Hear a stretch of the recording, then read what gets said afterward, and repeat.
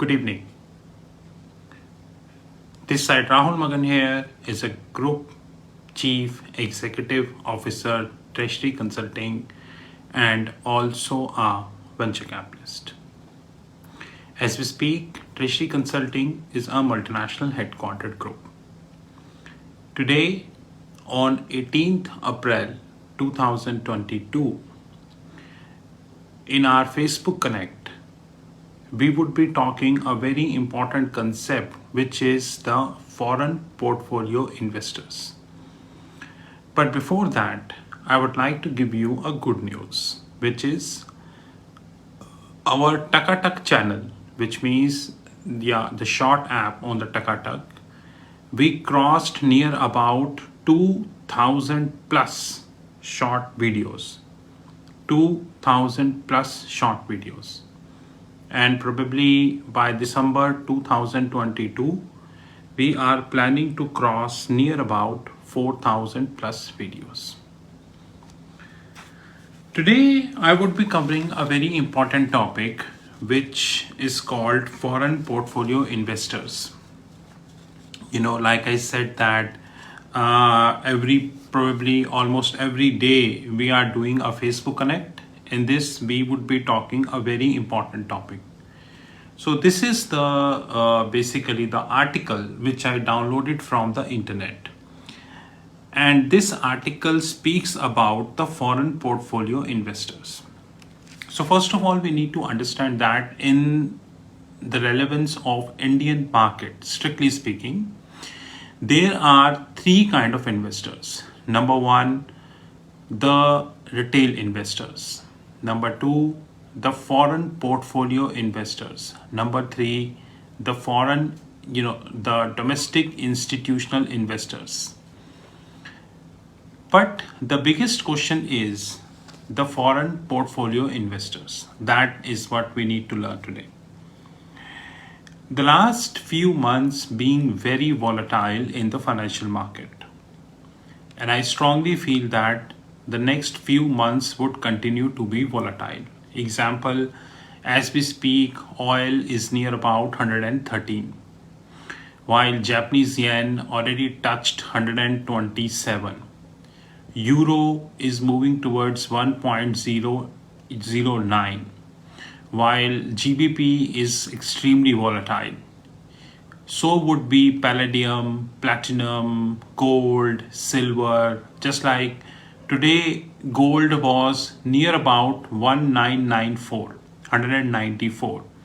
very close to 2000, you would say, very close to 2000.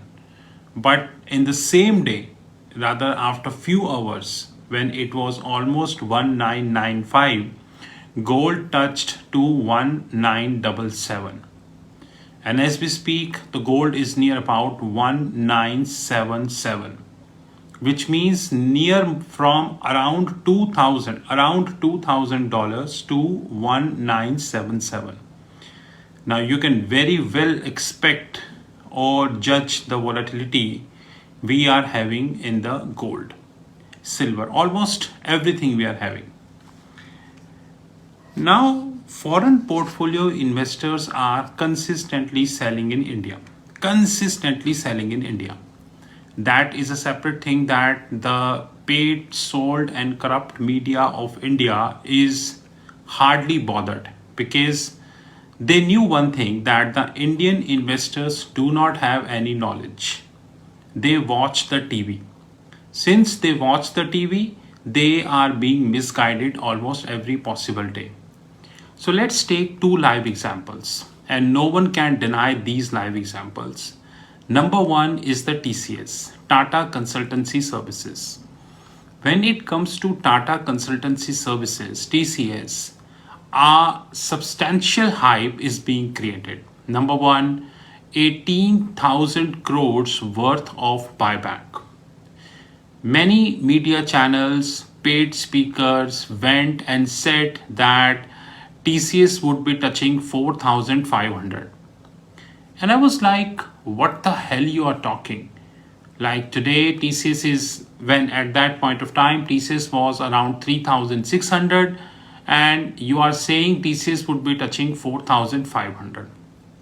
Anyways, as usual, I was like, let them speak. You can check yourself where TCS is today. Even after substantial hype, which is created by Tata Consultancy Services, investors lost heavily in TCS. But that's a separate thing that the paid media will never cover this. Second is the Infosys. A substantial hype was generated around Infosys also. Like Infosys will move to 1900, Infosys is this, that, something. But the result came. Now, since the result came, we got to know that near about 48,000 crores. You heard me right?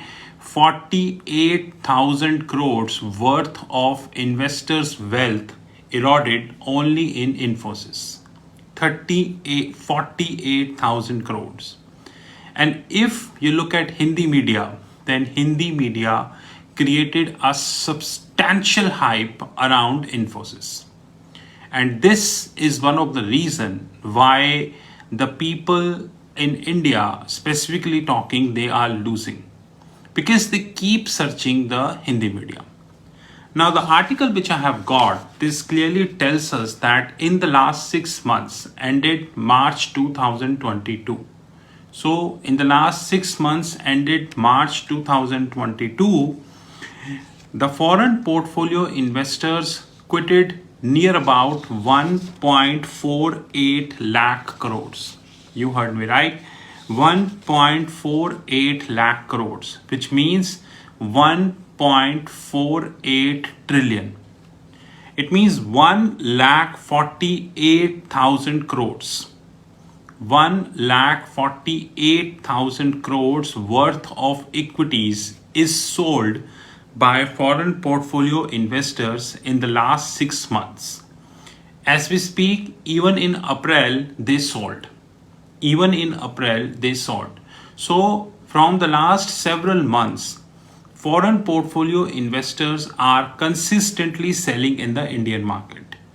And they are not sparing any sector, whether this is a real estate sector, whether this is a finance sector, whether this is a IT sector, whether this is the NBFC sector or any sector, they are not sparing any sector.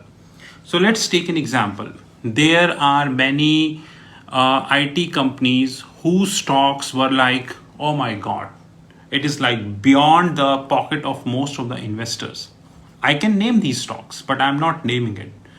But now look at their valuation. Their valuation came down heavily, which is a clear evidence that the foreign portfolio investors are driving the Indian market. It's a clear-cut evidence that foreign portfolio investors are driving the Indian market. But it also raises two important questions. Number one, if foreign portfolio investors sold 1.8 lakh crores or 1,48,000 crores in the Indian market, then who bought it? Of course, domestic institutional investors bought it. Common sense. But if domestic institutional investors bought it, then in which script they invested? Because we have seen in the latest past that the domestic institutional investors invested in the loss-making companies, which include Zomato, Paytm, Nikia, Policybazaar, Cartrade, Devnani International, Barbecue Nation, and many other loss-making companies. They invested in these loss-making companies. But unfortunately, this granularity of the data is not available as far as the India is concerned. Henceforth, it is difficult to tell, but probably sooner or later, we would get to know in which scripts domestic institutional investors invested. But having said that, from the data which I received from the internet, and I'm definitely planning a detailed analytical video on my YouTube channel, this data is a evidence that Indian market is 100% controlled by foreign institutional investors, because one day the stock move higher, other day the stock go down. If foreign institutional investors are buying, stocks go higher. If they are selling, stocks go down. This is how it works. But please be note that there are many headwinds we have in the upcoming time, which includes the US interest rate. US has already raised interest rate by 25 bips, and I strongly feel that US would be raising this meeting, which is happening in May, by another 50 bips. Market is indicating that they are going to be increasing by 50 bips. Of course, I am not in the favor of 50 bips, but having said that, if US would increase by 50 bips, it would be a hard landing for US as well as for the emerging market. By hard landing, it means the markets across the world will come down. Because common sense that the institutional investors would be getting 50 bips higher in the US compared to emerging markets. In this scenario, the India would be under immense pressure to increase the interest rate. And if India increase the interest rate, then MSME, micro and small industry, the medium term industry and rest all would collapse, completely collapse, because India ground reality is far different than what is being projected in the media. More than 5 top automobile companies closed their shops in India. More than 1 or 2 telecommunication companies closed their shop in India. More than 8 banks top either wind it up or trim it down in India, and the list of the examples is very, very long. Henceforth, we really need to understand that if US would be raising the rates by 50 bips, then the whole Asia needs to follow this. China is secure because of their FX position, but India is not secure in their FX position because India NIIP, net international investment position. And by the way, 99% of the investors, I repeat, 99% of the investors are unaware what the hell NIIP stands at and what is the meaning of NIIP. So if Fed would hike the rate, RBI would be pushed, and if RBI would hike the rate even by 25 bips, then the Indian economy, which is already collapsed, it would collapse more. And if it would be collapsing more, you know the end result. So if we go with this data, which I have, which clearly states that foreign institutional investors sold 1.48 lakh crores or 1,48,000 crores, I strongly feel that they would be selling more in the upcoming time. Number one is the US interest rate. Number two, the China-Taiwan factor. Number three, the United States interest rates. And not to mention Russia and Ukraine. We do not know when this war would be ending.